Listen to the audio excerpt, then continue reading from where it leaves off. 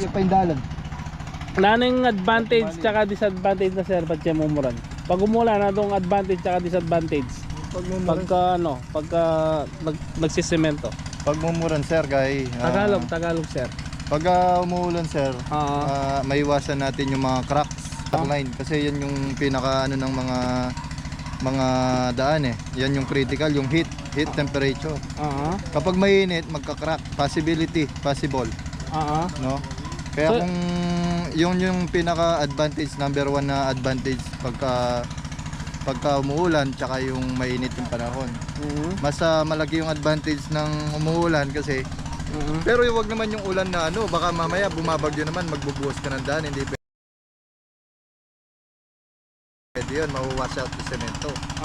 Ganyan lang yung mga mild lang na ulan. Kasi pag umuulan na ganyan, ang kagandahan yan, namimix din yung water level mo, naiwasan yung bumaba ng bumaba. Kasi ang mahalaga sa semento yung tubig.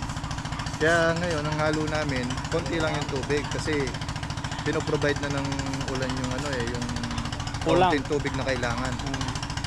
No, kaya malaking factor din yung temperature pagka nagbubuhos ka ng daan. So karamihan dito lalo na sa Pilipinas, pagka mainit yung temperature, makikita nyo yung mga daan, di ba? Pagka yung mga bagong buhos, nagka-crack. Kaya nga may curing tayo may water curing tayo every time na nagbubuhos. Kailangan binubuhusan ng tubig kasi iniiwasan natin yung masyadong mainit yung konkreto. Pagka masyadong mainit yung konkreto, nagiging brittle. Nagiging brittle yung konkreto na tendency nun magka-crack. Kung hindi magka-crack, may iba-ibang uri ng crack. May hairlines, may longitudinal, may cross-sectional. Ano yung mga yan? Ano mga pinagkakaiba ng mga Well, yung longitudinal, ibig sabihin nun, yung semento mo, tsaka yung reinforcement mo. Kung wala naman reinforcement yung reinforcement na sinasabi, yun yung mga bakal ng daan. Ngayon kung wala kang bakal sa daan, kapag mahina yung semento mo, magka-crack siya longitudinal o yung pahaba. Ngayon naman kung matibay naman yung semento mo tapos nag-crack siya cross-sectional, ibig sabihin ang possible cause nun is yung temperature, masyadong mainit. Tsaka kulang ka ng tubig, hindi ka nagpapatubig sa bagong konkreto. Kasi may tayong curing eh.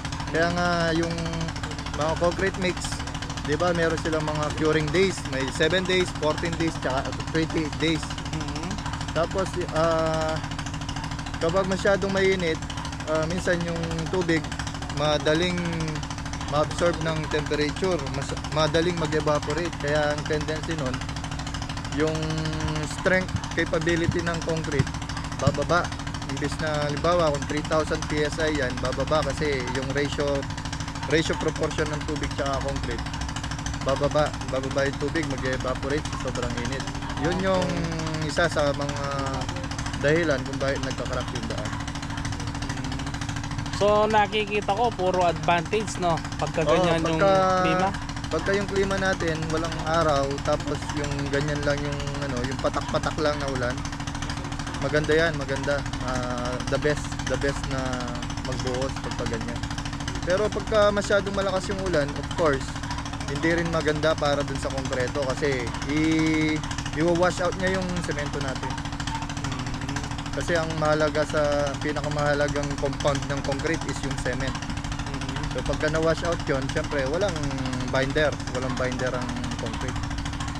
So nakikita ko sa tao mo, engineer, mukhang agresibo lahat pag walang araw. So advantage din sa kanila pagka walang araw, yun pa yung pinaka-isa sa mga pagka walang araw, syempre pag nagbubuhos kasi masyadong mabigat yung trabaho. Mas maganda yung ganitong temperature para at least yung pagod nila hindi na dodoble. Tsaka madaling matapos pagka hindi mainit ang panahon. Pag mainit ang panahon, masyadong pagod at tsaka masyadong mahirap magtrabaho pagka ganun. Stress sila, no? Oo, lalo na pag nagdadaan, wala naman silungan eh. Tsaka agad silang napapagod pag mainit ang panahon, no? Sige, break time kayo pa.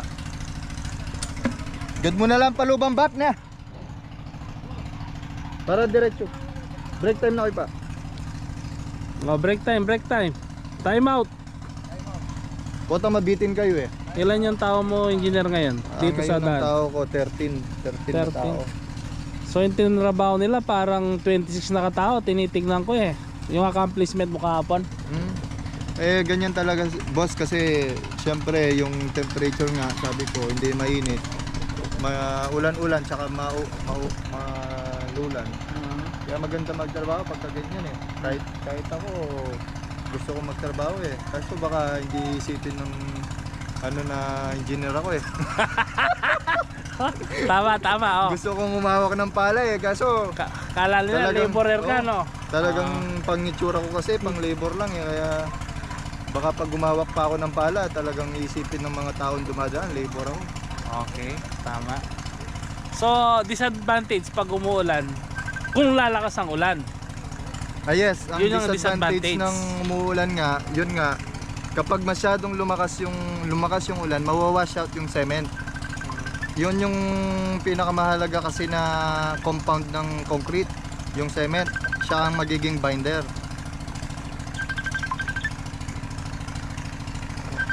Mamaya na to. Busy ako sa kaka-interview kay engineer. Yes. Tapos ang kagandahan pa ng umuulan, no? Yan nga yung mabilis yung gawa kasi nga hindi mainit ang panahon. So about sa ginagamit mong materials, paano yung ratio? Yes, ang ginagamit nating materials pagka nagdadaan kami, ang ratio niya 1:4. Ibig sabihin yung 1:4 na yon, nasa 3,000 to 3,500 PSI. Lalo na yung concrete natin, sa mga ganito kasi reinforcement yung may reinforcement kami, may yung property ng concrete pala namin, may reinforcement. Yun yung kaibahan namin sa ibang contractor, no? Since ang concrete gusto ko may reinforcement siya kasi manipis yung naman namin yung kapal ng concrete 5 inches lang. So that's why nagre-reinforcement kami at the same time yung ratio namin mababa 1:4 para at least ma-reach namin yung maximum strength ng concrete which is 3,000 to 3,500 PSI. So talagang quality, no, yung ginagawa natin kalsada. Oo. Tsaka yung ginagamit namin semento, type A. Anong brand to, engineer? Ang brand ng semento namin is Northern Cement. Northern Cement. Max Plus. Type A yan. Kaya So, type 1 yan, type 1. So talaga hindi mo tinitipid, engineer, no? Hindi. Siyempre, sabi ko nga dun sa sinabi ko, kung makatipid ka lang ng piso, wag na lang. Ibigay mo na lang yung piso, 2 piso, ibigay mo na sa project mo. Kasi darating yung panahon, ikaw din yung mababalikan kapag nagtipid ka, di ba? Nasira, di ba? Sayang naman yung pinagsamahan nyo ng kliyente mo, kaya yung tiwala ng kliyente mo kapag gano'n. Tama. Kung babalik-balikan mo pa yung trabaho. Tsaka advantage na din sa'yo na kailangan pag gumawa ka, siguraduhin mong walang back job. Kasi yun yung isa pa sa magiging loss mo. Oo, yun pa yung magiging loss. Tsaka abala sa mga kontratista. Yun yung factor din, isang factor din na abala sa mga kontratista. Yung may back job ka. Kaya pagbutihin mo na. Pagka nasa yun na yung project, pagbutihin mo na. Yun yung may re-recommenda dyan. Ibigay mo na yung kailangan ng yung construction. best. Oo. Yung kailangan ng construction, ibigay mo na lahat para at least wala ka nang babalikan. 'Di ba? Kung babalik ka man, panibagong project na lang. Yun lang maganda. A few inches later. Ari?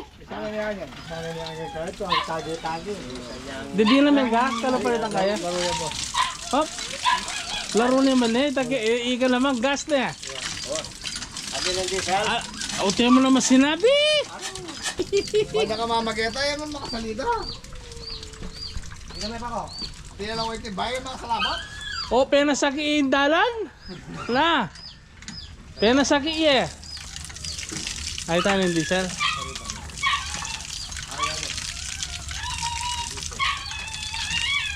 Nako nga, Alex. Open dalas de. Ganado Latin.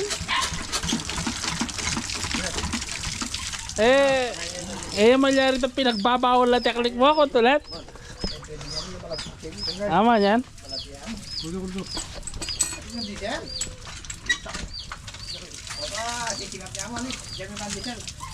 Puta lang yung diesel.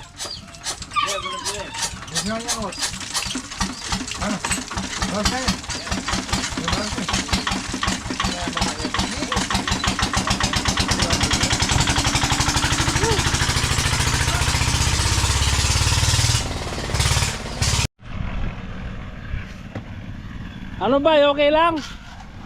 Yan ang gusto ko sa'yo eh, ha? Pag gumiti ka, ngiting tagumpay.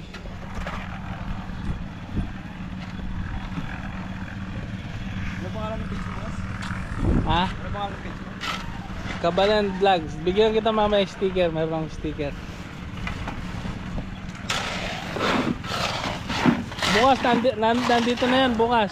Shara po, karang Kabalo family. Kabalo? Kabalo ka pinita? Oo.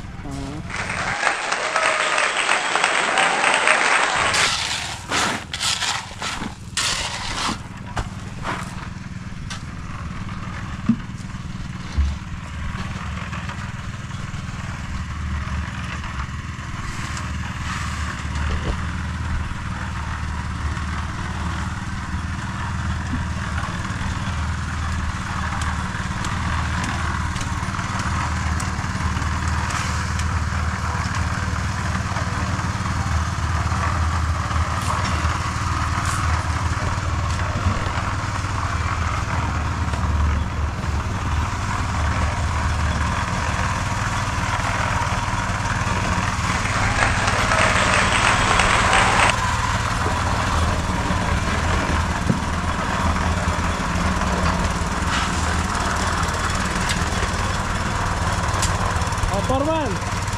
Forman! Pwede nang apakan yun?